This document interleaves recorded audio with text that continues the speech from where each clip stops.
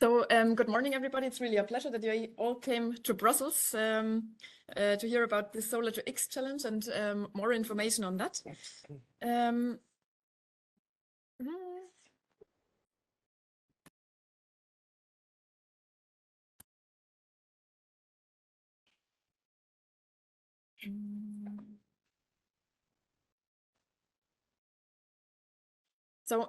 My name is Carina Faber. I'm the Programme Manager for Renewable Energy Conversion and Alternative Resource Exploitation at the European Innovation Council.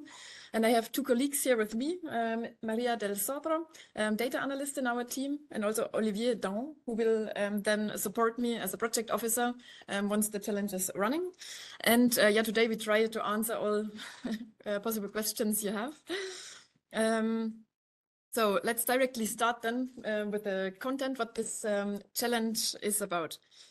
So at the EIC, we want to support European policies. And so we have this vision that in 2050, Europe could run only on renewable resources. So the vision is to have a renewable-driven circular economy.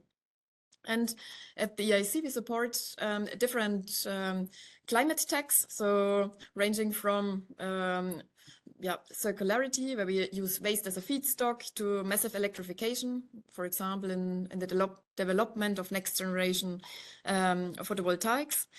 And to complement this, we also think that the field of renewable fuels and chemicals is a very promising pathway to complement the other pathways. Now, so as I said, this proposed additional pathway in this already existing landscape of energy technologies is the one of the circular production of fuels, chemicals, and materials, where we use only renewable energy sources and abundant material sources, such as CO2 or nitrogen. And so the idea is to provide the energy and the goods we need in our daily lives from these sustainable resources. And upon their utilization, then we really close this carbon cycle. So that's the idea. And so therefore in this challenge, we focus on renewable fuels, chemicals, and materials of non-biologic origin. Biomass as a feedstock is excluded from the scope.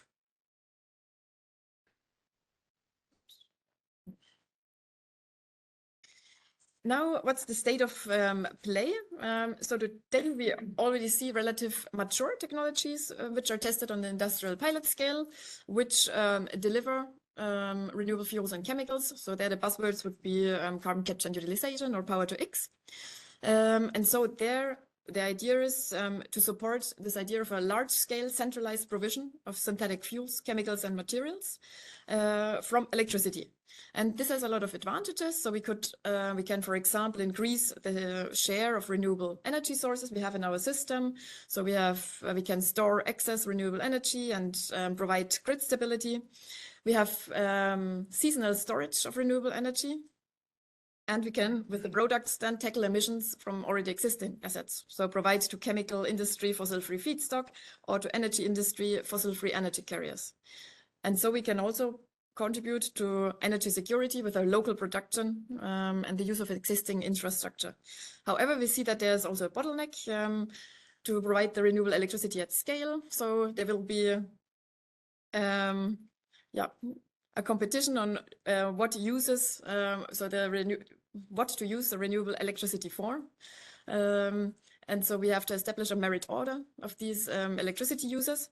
And it also comes with higher infrastructure demands. So often you use harsh operating conditions in these systems concerning pressure, temperature, and so on, or you need high voltage grids. And so these are bottlenecks we see in these more mature technologies. And so in this challenge, we really want to focus on the direct utilization of sunlight. So solar energy, especially if you use it in a decentralized way on the smaller scale, it's sufficiently available all over Europe. And we think that could be a workaround to the limited amount of renewable electricity. And so what we focus on here in that challenge is, so not to have this indirect ways where you first convert sunlight into electricity or heat, and then have an electrochemical or solar thermal conversion on top of that. But we think here we would like to try out to directly store sunlight in the form of chemical energy. And so this vision is to have communities which not only produce and consume electricity, as you have it already today with, for example, energy communities with their own PV installations, but we want to extend this approach to prosumers of also fuels, chemicals, and materials. So here then also for the proposals, the idea is to think about what's really useful in this vision, what this community or decentralized location really needs as a product in their daily lives, or direct application then of that product you have. Now for the technological scope, as I said, we want to go from this directly coupled systems where you have these different devices, where you first have, for example, electricity or heat production, and then the chemical conversions. We want to go to full integration systems, and we want to make progress towards these technologies, which integrate all necessary conversion steps into a single device. And in the best case, solely driven by solar energy. So out of scope would be these electrochemical, standard electrochemical conversion, like water electrolyzers or solar thermal conversion. Novel electrolyzer designs are within the scope, but it has to be radically new designs. And so the criterion here is that you really simplify the balance of plant compared to what you could do with the more mature technology. So if you compare it to water electrolyzers and then putting on top of that, for example, a thermochemical conversion to in the end have sustainable aviation fuel, what's the added value of having a novel electrolyzer design, which also runs on electricity, but integrating or directly going to a more complex product than hydrogen or CO? And then, of course, we have the direct routes, which are the focus of this challenge. So fully integrated PV-EC. So that means one device where you integrate PV and electrochemical conversion. So this partially integrated systems where you run one half reaction or support one half reaction with a PV panel and your electrochemical conversion for even photoelectrochemical conversion devices out of scope, because there again we have a complicated balance of plants, different devices. But fully integrated is in. Then we have the whole range of photosynthetic devices in this scope. So ranging from photoelectrochemical devices like buzzwords are artificial leaf, buried junction devices, then particulate systems, those with particle suspensions, but also nanosheets, biohybrid devices where you functionalize your standard electrodes with living cells. So biomolecular, where you functionalize your electrodes with a biomolecule that's within the photoelectrochemical devices. Biohybrid is really living cells attached to electrodes. And then, of course, also thermally integrated devices where you combine the use of heat and light in a single device. And then we also include in the scope the biological conversion. So these solar microbial cell factories where an organism transforms, photosynthetic organism transforms CO2, water into any kind of product. So that was the technological scope. And then how is the challenge constructed? So we have a big module, which is this development of standalone Solar-to-X devices. So there at the end of the 4 years, we really want to see a small prototype demonstrator producing a liquid or fuel. So it's really about the device development. And so the idea is really to go from the pure concept or proof of concept to the next maturity level. And this is complemented by an area which is the development of common standards, protocols, and metrics. So that's what we saw in this field. It's very difficult to benchmark the different approaches and devices with each other. And and to have a fair comparison. So we can read scientific literature and we see this device has this efficiency and record efficiency here, record efficiency there, but then only lifetimes of 2 seconds. So it's really difficult to have a complete picture. And so we think for going to the next step, so attracting also then private and public investors to that topic, it's important to have some standard measurements and protocols which help then benchmarking and getting out the added value of these technologies. And as a third module, also, we have this, we want to understand the underlying mechanisms with the help of computational material science. So on the one side, we really want to push device development to the next step. But on the other hand, we also see that there are a lot of fundamental questions which are not fully explored at the moment. So what happens at the interfaces?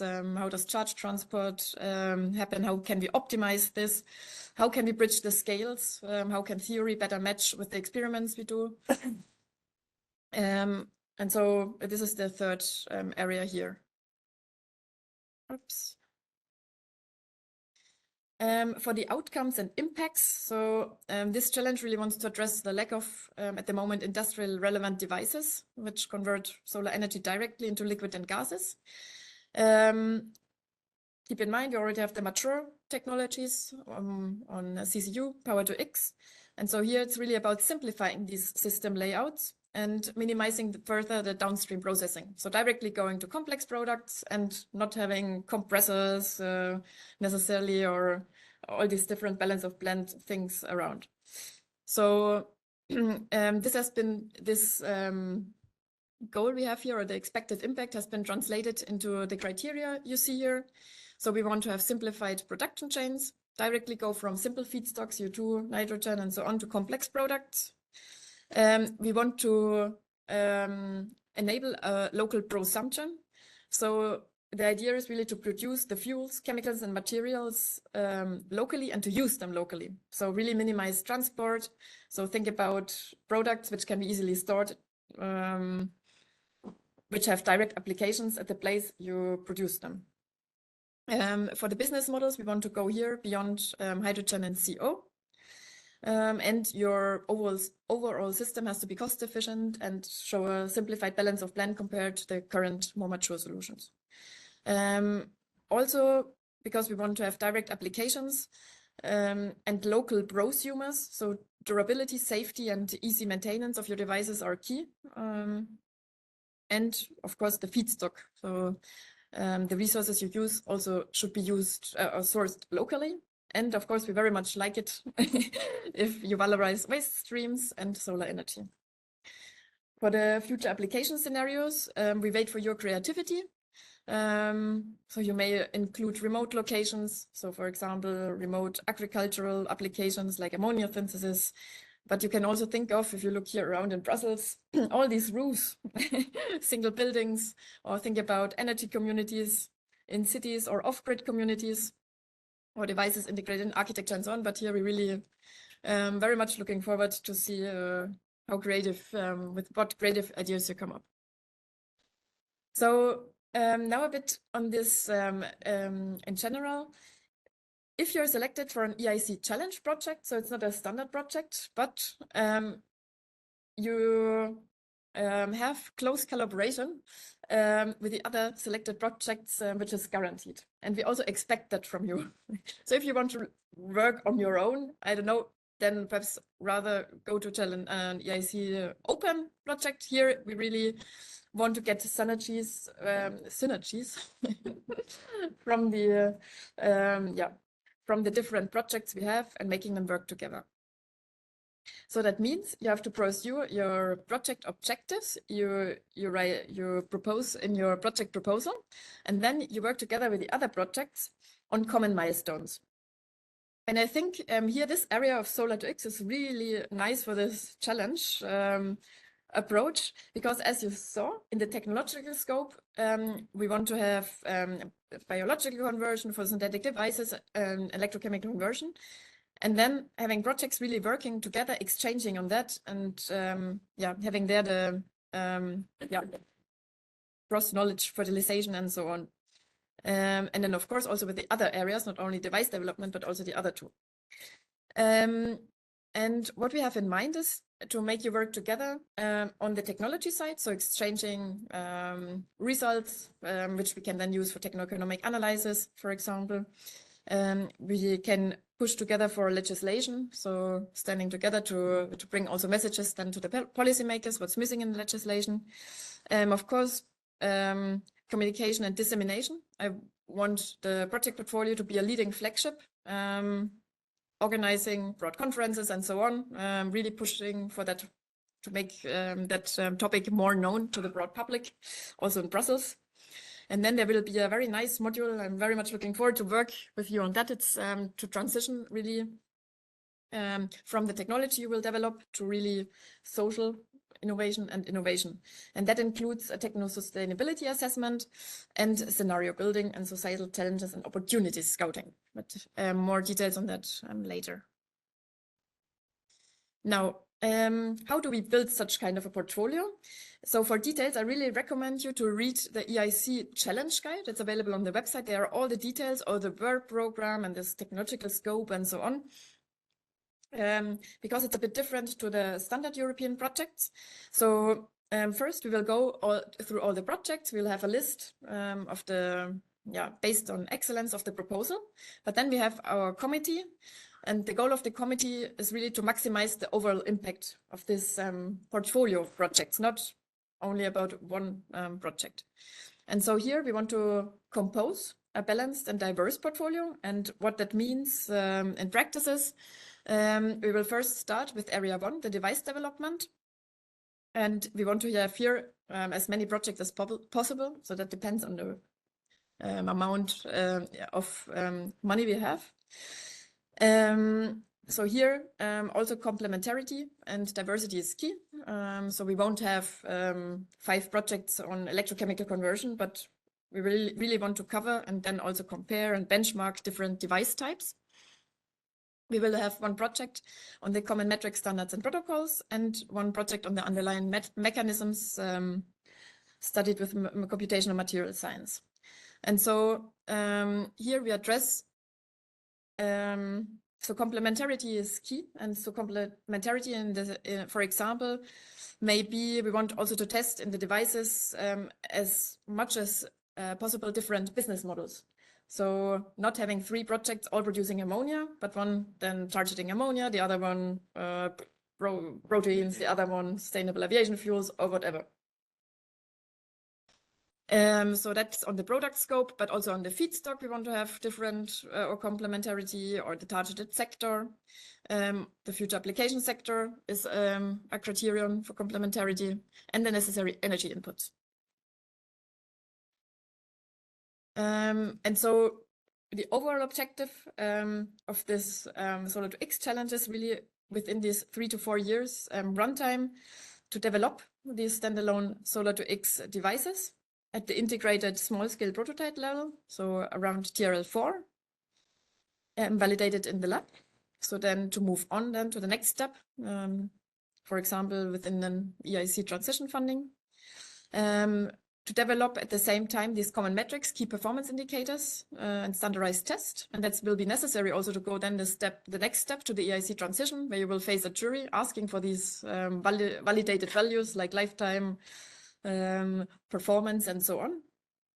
And then prepare also the next generation devices by exploring these fundamental mechanisms, which are common to the different device architectures.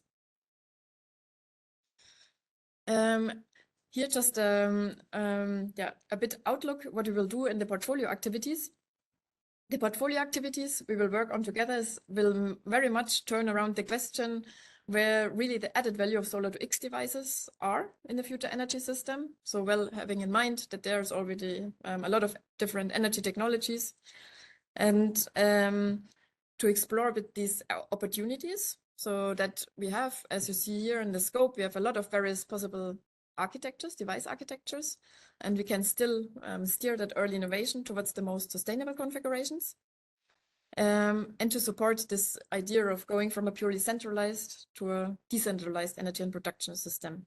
But to make it happen, I think we really have to explore together What is the possible role of these solar-to-X technologies in the future system? What's the optimal scale? What products should be targeted? And what performances do we have to achieve? And for this, we propose different activities. One is this techno-sustainability assessment. So we developed that at the moment together with a Belgian research institute, VITO, that will be ready when you will starting. It's a holistic framework, which is flexible enough to consider all the different device types which are within the scope, but which will also somehow harmonize the assessment. We will also prepare some scenario building workshops for you, and also these social opportunities and challenges will be also prepared, and we will already have a plan when you will start what to do together. I think one thing which is mandatory from my side is to organize also a big kickoff conference to make the topic known to policymakers, industry, investors, and to have then a final conference where I want to see the demonstrators. And of course, we will have internal alignment meetings, so only among us. And then, so the yellow things is ideas from your side, what you think is then important to advance together. So we have 24 millions for that topic. The expected project size is around 4 million. And just a reminder, so technologies which start from an energy-rich feedstock, such as biomass, or which only address parts of the full solar-to-X chain, so only considering half reactions, are not considered. We have at the moment, so one thing which is also key in this challenge is to have really good experts evaluating the proposals. The better experts we get, then the higher is also the quality of our resulting portfolio. And so if you are interested to become an evaluator for this topic, or you know people who could be interested, then please participate to our Solar-to-X survey, where you can put your interest to be an expert for the evaluations. And then we can also meet again around the topic in June, early June. So we take this open Solar-to-X challenge as an occasion to organize such kind of a broad event where we want to put academia, industry, policy, and people from investment on one table, and to discuss about the Solar-to-X technologies. And that will be in Belgium at Energieville, a research center. And so the main elements here are to have high-level talks from leading experts. We have policy, industrial, and investors interventions. We will have different breakout sessions. We will already discuss parts of what we'll also do in the portfolio activities. So if you come, you can bother colleagues from EIC about ask me anything about when the project is running. You can have a training session on how to make a business out of it. We will already discuss and have some test cases for this techno-sustainability assessment. You can even rent a CEO. So I guess it will be much fun, and it already gives you an idea of what kind of kickoff event and final conference I have in mind. So thank you very much. You can now ask questions, and just from my side, I'm very much looking forward to working with you, to have enthusiastic collaborators to advance that topic of the Solar-to-X to the next step.